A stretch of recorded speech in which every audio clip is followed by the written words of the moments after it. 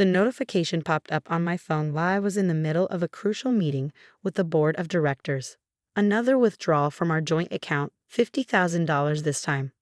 My hand trembled slightly as I silenced my phone, but I kept my expression neutral as I continued my presentation. Inside, my mind was racing. In the past 3 months, Mark had drained nearly $300,000 from our savings, and I knew exactly where it was going. My name is Sarah Chin, and at 35, I'm the youngest chief financial officer at Morgan & Stanley Investment Group.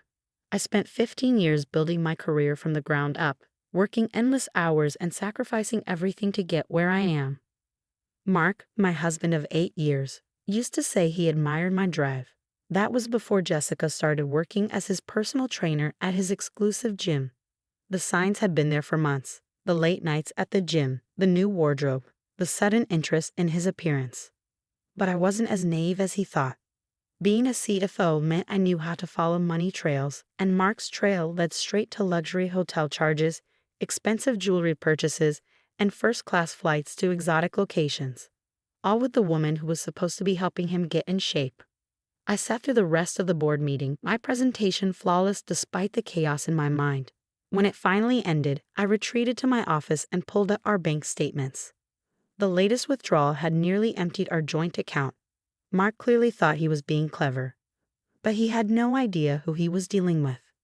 "Sarah?" My assistant Rebecca poked her head in. "Your husband's on line 1. Says it's urgent." I took a deep breath, steadying myself before picking up the phone. "Mark?" "Hey babe," his voice dripped with false cheerfulness. "Listen, I need to talk to you about something important. Can you come home early today?" I glanced at the bank statement still open on my screen. "Of course, I'll be there in an hour." When I pulled into our driveway, I noticed Mark's new Mercedes parked out front, another recent purchase he'd made without consulting me. Our 3-story Victorian home, which we'd bought together 5 years ago, suddenly felt cold and unwelcoming. Mark was waiting in the living room, lounging on our Italian leather sofa with an arrogance that made my blood boil. "Sarah," he said, not bothering to get up, "we need to talk." "About the $300,000 you spent in the last 3 months?" I asked calmly, setting my briefcase down. His eyes narrowed slightly, but his smirk remained. "Actually, yes, among other things." He stood up, straightening his designer shirt. "I've met someone who appreciates me, who makes time for me. Unlike you, she's not obsessed with her career." I felt a laugh bubble up in my throat. "You mean Jessica? Your personal trainer?" For a moment, his confidence wavered. "How did you?" "I'm a CFO, Mark. Did you really think I wouldn't notice the hotel charges, the jewelry, the flights to Bali?" He recovered quickly, his smirk returning. "Well, then this makes things easier. I want a divorce. And since I've already moved most of our savings, you might want to think carefully about how difficult you want to make this." I maintained my composure, years of boardroom negotiations serving me well. "You really shouldn't have done that, Mark." "Why?" he scoffed. "Because you'll be mad. Because you'll try to take me to court. Good luck proving anything. I've covered my tracks." I smiled then, a small, knowing smile that made his smirk falter. "No, you should have done that because that money, it's not really gone, and you've just committed a felony." The color drained from his face as I pulled out my phone and began playing a recording, his voice clearly discussing his plans to hide assets with Jessica. "You see, Mark, I've been tracking everything. Every withdrawal, every purchase, every conversation. And there's something else you should know." I reached into my briefcase and pulled out a stack of documents. "That joint account you've been draining? It's not actually our money. It's company money I was managing for a special investment project. You've just stolen $300,000 from Morgan & Stanley Investment Group." His face went completely white. "You're lying," he whispered, but I could see the fear in his eyes. "Am I?" I asked, laying out the paperwork. "Would you like to explain that to the FBI? Because they're very interested in talking to you about wire fraud." Mark collapsed onto the sofa, his arrogance finally cracking. "You set me up," he said, his voice hoarse. "No, Mark, you set yourself up. I just made sure there would be consequences." The next few hours were a blur of phone calls and revelations. I contacted my lawyer, Sarah Martinez, who had been briefed on the situation months ago. She arrived within the hour, armed with more documentation than Mark could comprehend. Mrs. Chen has been gathering evidence for months, Sarah explained, laying out file after file. We have records of every transaction, every conversation, and every meeting between you and Jessica Thompson, including some very interesting wire transfers to offshore accounts. Mark's face grew paler with each document. This is insane, he muttered. You can't prove anything. Sarah raised an eyebrow. Actually, we can. You see, when you're married to someone who specializes in financial fraud detection, you might want to be more careful about your paper trail. I watched as my husband, the man who thought he could outsmart me, began to crumble. The facade of the confident manipulator was falling away, revealing the desperate man beneath. The FBI will be here tomorrow morning, I said calmly. They're particularly interested in those offshore accounts you set up. Did Jessica help you with those, or was that your own brilliant idea? He looked up sharply. Leave her out of this. I'm afraid that's not possible, Sarah interjected. Ms. Thompson is already being questioned. It seems she has quite a history of similar situations with wealthy married men. That hit him like a physical blow. What do you mean? I pulled out another file. Jessica Thompson isn't even her real name. It's Jennifer Williams, and she's been involved in 3 other cases of fraud and extortion. You're not her first Mark. Just her latest victim. The irony would have been amusing if it weren't so tragic. Mark had thrown away our marriage for a woman who had been playing him from the start. What do you want? He finally asked, his voice barely above a whisper. I want every penny back, I said firmly. Not just in our joint account, but everything you've spent on her. The hotels, the jewelry, the trips. All of it. And if I can't, then you'll face federal charges for wire fraud and embezzlement. The choice is yours. That night, after Mark had left to think things over, I sat in our home office, staring at the photographs on the wall. 8 years of marriage reduced to evidence files and legal documents. My phone buzzed. A text from Rebecca, my assistant. The team is ready whenever you are. Just say the word. I smiled slightly. What Mark didn't know was that this was just the beginning. While he'd been busy with Jessica, I'd been preparing for something much bigger. The money he'd stolen wasn't just any company funds. It was bait, carefully placed to expose a larger scheme of corruption within our investment firm. Mark's greed had played right into my hands, giving me the evidence I needed to uncover a network of fraud that went far beyond our marital problems. Tomorrow, when the FBI arrived, they wouldn't just be investigating my husband's theft. They'd be uncovering one of the biggest financial scandals in the company's history. My phone buzzed again. This time it was an email from Jessica, or Jennifer, rather. She wanted to make a deal.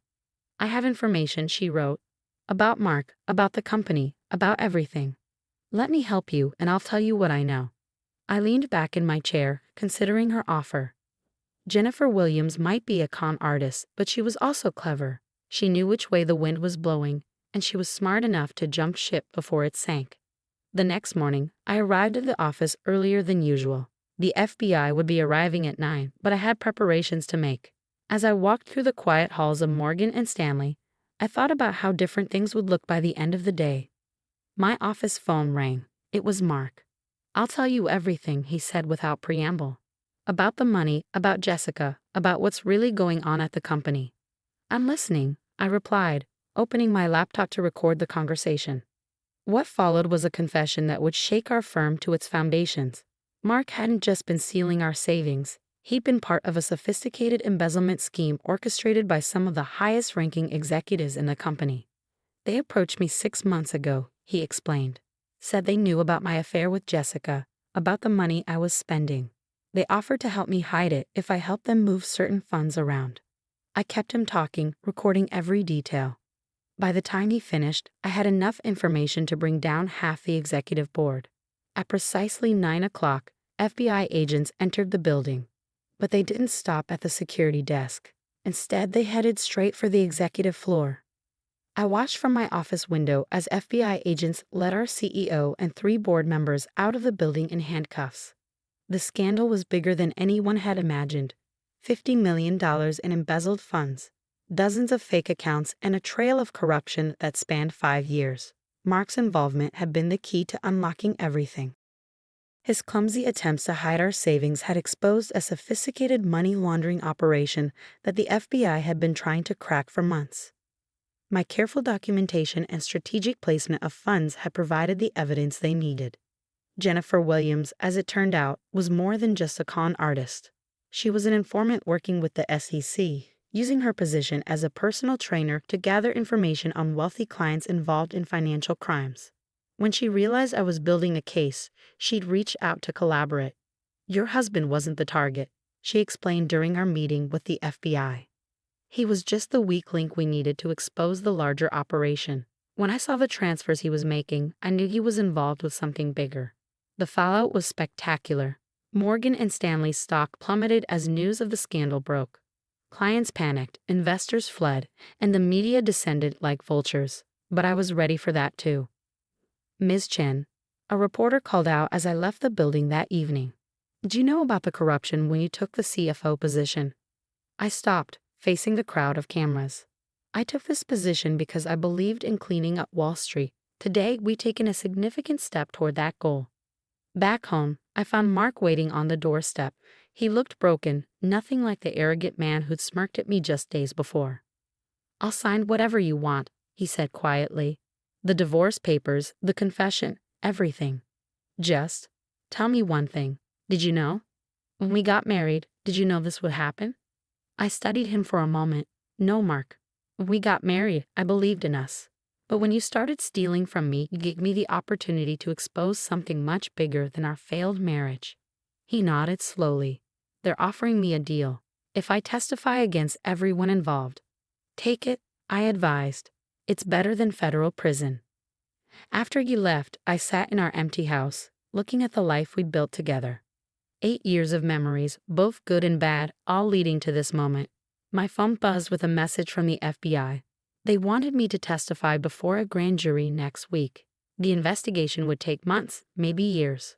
The corruption ran deep, touching banks and investment firms across the country. But I was prepared for that. My team had been gathering evidence for years, waiting for the right moment to strike.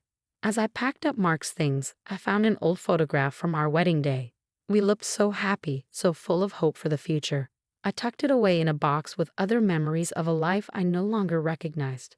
6 months later, I stood in court watching Mark testify against his former conspirators.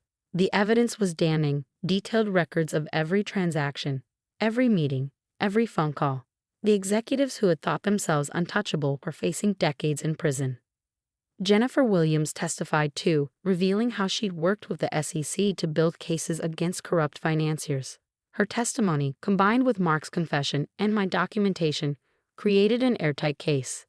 The aftermath transformed Wall Street. New regulations were passed, oversight was increased, and a message was sent.